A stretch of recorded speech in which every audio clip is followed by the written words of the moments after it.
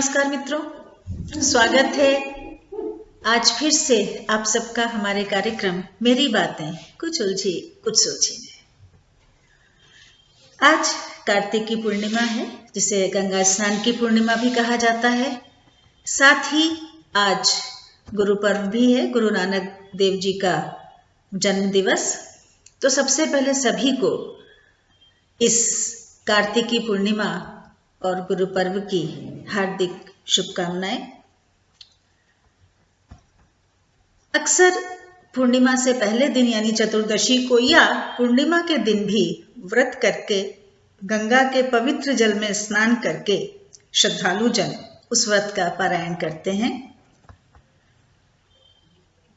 इस दिन कुछ स्थानों पर दीप प्रज्वलित करने की प्रथा भी है, क्योंकि इस दिन एक तो तुलसी विवाह संपन्न होता है, दूसरे इसको देव दिवाली के नाम से भी कुछ स्थानों पर जाना जाता है। तो सारा दिन व्रत रखते हैं, गंगा नदी में स्नान करते हैं, उत्सव मनाते हैं और रात्रि को गंगा नदी में दीपदान करके गंगा आरती के साथ इस देव दिवाली के दीपावली के पर्व का समापन किया जाता है। इस पूर्णिमा को महाकार्तिक की भी कहा जाता है। माना जाता है कि इसी दिन भगवान शिव ने त्रिपुरारी नामक राक्षस का वध करके उसकी बसाई 3 नगरियों को ध्वस्त कर दिया था। इसलिए इस पूर्णिमा को त्रिपुरारी, त्रिपुर का अरि यानी शत्रु, त्रिपुरारी पूर्णिमा भी कहा जाता है। ऐसा भी माना जाता है कि प्रलय काल में वेदों की रक्षा और सृष्टि के पुनरुत्थान के लिए भगवान विष्णु का मत्स्यावतार भी इसी दिन हुआ था। पवित्र नदियों में स्नान करके दीपदान किया जाता है और दीपदान की प्रथा की भी जहां तक बात है तो हमारे ख्याल से दीपदान की प्रथा प्रतीक है किसी भी प्रकार के अंधकार को, तमस को दूर करने का। अंधकार, तमस चाहे अज्ञान का हो, चाहे निराशा का हो, चाहे भय का हो, चाहे दुर्भाग्य का हो, चाहे किसी भी प्रकार के कष्ट का हो, चाहे ऐसे रीत रिवाजों का हो जो कि जिन्हें हम कुरीतियां कह सकते हैं, कुरीतियों का हो, ये चाहे दुर्भावों का अंधकार हो, तमस हो, किसी भी प्रकार का तमस दूर करने का प्रतीक हमारे विचार से दीपदान की परंपरा है। साथ में ऐसी भी मान्यता है कि इस दिन चंद्रोदय के समय शिवा, संभूति, संतति, प्रीति, अनसुईया और क्षमा, इन 6 कृतिकाओं का पूजन करने से भगवान शिव प्रसन्न होते हैं। और जैसा कि अभी बताया कि सिख धर्म के संस्थापक प्रथम गुरु नानक देव जी का जन्म दिवस तो इस दिन मनाया ही जाता है गुरु पर्व के रूप में।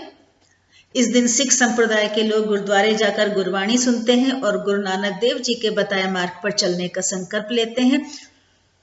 और जहां तक गंगा पूर्णिमा की बात है तो हमें बचपन के किस्से याद आते हैं।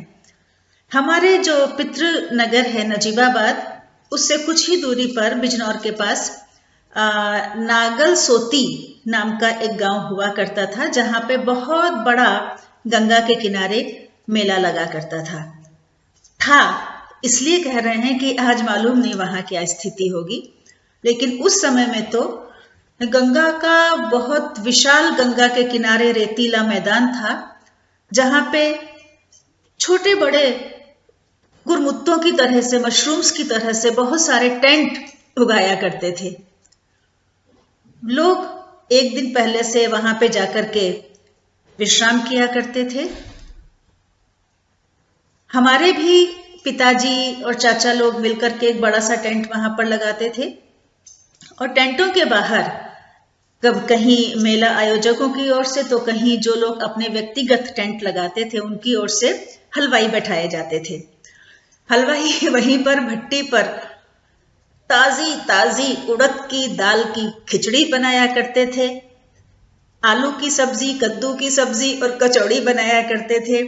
साथ में बूंदी का रायता और बथुए का रायता होता था और साथ में होती थी गर्मा गर्म जलेबियां।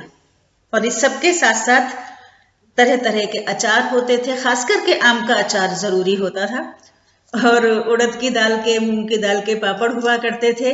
देसी घी उस खिचड़ी में डाला जाता था। और जब श्रद्धालुजन गंगा में स्नान करके आते थे तो भंडारे में वो सारा कुछ गरम गरम भोजन प्राप्त करके उनके मुखमंडल पर जो एक तृप्ति की आभा दिखाई पड़ती थी, हम बच्चों के लिए तो वास्तव में वो बहुत आनंददायक पल हुआ करते थे। इसके अलावा पूरे मैदान में तरह तरह के खेलों के आयोजन होते थे, जैसे कहीं जादू का तमाशा चल रहा है तो कहीं कुश्ती, पहलवानों की कुश्ती हो रही है। तो इस तरह के खेलों के आयोजन भी वहां पर हुआ करते थे। स्कूलों से लोग बच्चों को लेके पहुंचते थे और उनकी दौड़ भाग की उनकी प्रतियोगिताएं करवाई जाया करती थी।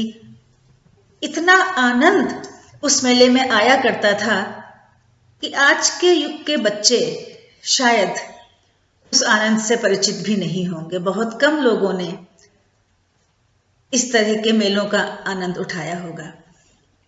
सच में बहुत याद आते हैं इस तरह से बचपन के वो दिन। बहरहाल आज इस गुरु पर्व और कार्तिकी पूर्णिमा के अवसर पर